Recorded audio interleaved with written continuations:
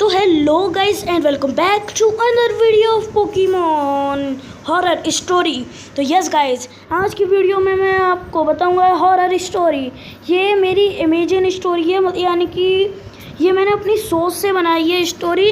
और गाइस मैं तुमको कह दे रहा हूँ, ये एपिसोड 1 है और मैं इसके सीजन्स भी बना सकता हूँ। मतलब यानी कि ऐसे होगा ये मतलब यानी कि बिल्कुल एनीमे की तरह होगा। जैसे कि ये सीज़न 1 है और मतलब ये सीज़न 1 नहीं है, ये एपिसोड है। और इसमें जो कैरेक्टर है ना रेड, मैंने उसके ऊपर सोची है अगर सीज़न 2 बनेगा तो इसके बारे में नेक भी जरा सी भी कुछ बात नहीं होगी। मतलब यानी कि इस स्टोरी के बारे में नेक भी बात नहीं होगी। और यानी कि तुम समझ गए होंगे।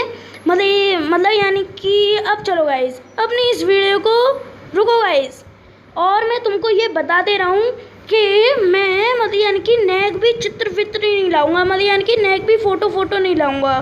बस ये तुमको ये हॉरर स्टोरी जैसा पीछे बैकग्राउंड दिख रहा है वैसा ही दिखेगा। तो अब चलते हैं हम अपने टॉपिक की तरफ क्या जाएंगे। तो अब गैस चलो चलते हैं एपिसोड 1 ये स्टार्ट।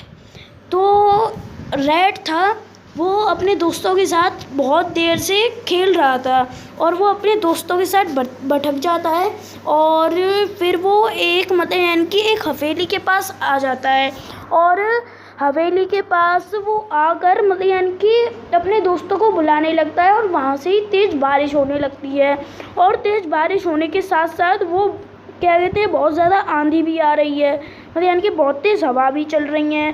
तो फिर वो सोचता है कि मैं इस घर के अंदर चला जाऊं। तो वो चला जाता है उसके अंदर और फिर वो वहाँ पर देखता है कि वहाँ पर मतलब यानी कि एक लड़की खड़ी हुई है।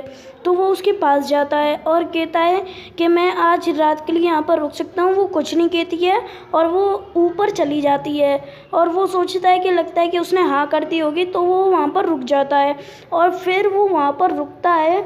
फिर वो ऊपर जाता है उससे कहने के लिए कि आपका शुक्रिया, आपने मुझे यहाँ पर रुकने दिया। तो वो ऊपर जा ही रहा होता है, पर उससे पहले जो वो लड़की है ना, वो एक चाकू लेकर आ जाती है। और फिर वो चाकू लेकर आती है तो वो जो रेड है वो सोचता है कि ये लगता है किचन में जा रही होगी, पर ये इतनी छोटी लड़की खाना कैसे बना सकती है। तो वो उसको देखता है और वो उसको मतलब यानी कि देख नहीं पाता है, उसकी शक्ल नहीं देख पाता है। उससे पहले वो कह देती है यहाँ से चले जाओ, यहाँ से चले जाओ, यहाँ से चले जाओ रेड, यहाँ से चले जाओ। वो सोचता है कि इसको मेरा नाम कैसे पता।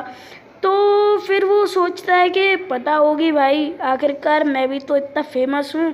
और फिर वहाँ पर बहुत ज़्यादा देर तक वो बातें करता है उससे, मतलब यानी कि पर वो फिर कोई भी जवाब नहीं देती है। और फिर वो उसे उठाकर फेंक देती है, मतलब यानी कि वैसे वाला उठाकर फेंक दे नहीं। और ये एक हॉरर स्टोरी है तो मतलब यानी कि मैं थोड़ी बहुत हंसी दिलाता रहूँगा। और फिर वो मतलब यानी कि उठाकर फेंक देती है। और फिर वो देखता है कि भाई बारिश बंद हो गई है, लगता है कि इसलिए इसने मुझे बाहर निकाल दिया। पर ऐसा कौन सा तरीका है इसका बाहर निकालने का। तो फिर वो कुछ नहीं होता है, फिर वो चला जाता है। और फिर वो मतलब यानी कि वो फिर हो जाता है 10 साल का। तो फिर 10 साल का होने के बाद फिर जो अपना रेड है ना, वो सो रहा होता है और उसको वही वाला सपना आता है। और फिर वो अचानक से उठ जाता है और वो सोचता है कि ये वाला सपना तो मेरे बचपन का है, जब मैं 6 साल का था और मैं वहाँ पर मैं चला गया था। लगता है कि ये यूं ही सपना आया होगा मुझे। तो फिर उसको प्रोफेसर ओक का कॉल आता है। और प्रोफेसर ओक का कॉल आने के बाद उसकी मॉम उसे बुलाती हैं। और उसकी मॉम उसे बुलाने के बाद उसकी मॉम यानी कि बड़ा मतलब यानी कि अजीब सा व्यवहार करती हैं कि तुम्हारी लगता है कि पीछे कोई है। कि रेड कहता है कि मेरे पीछे कोई नहीं है, कि नहीं लगता है कि तुम्हारे पीछे कोई है। और फिर वो उसको छूने ही वाली होती हैं, तब तक फिर वो हो जाती है गायब। और फिर रेड मॉम से पूछता है कि मॉम कौन था मेरे पीछे, कि पता नहीं कौन था पर मुझे लगा कि कोई है तुम्हारे पीछे।